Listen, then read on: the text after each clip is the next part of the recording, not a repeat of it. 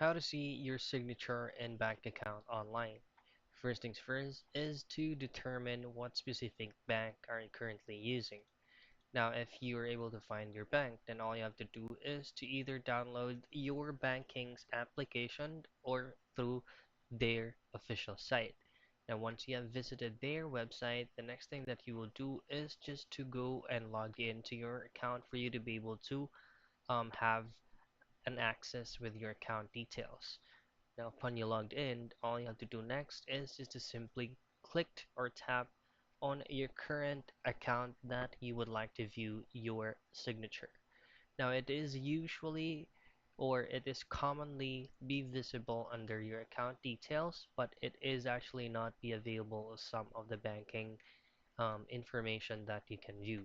So those are only the things that you need to do for you to be able to have or have a vision on your signature from your bank account online.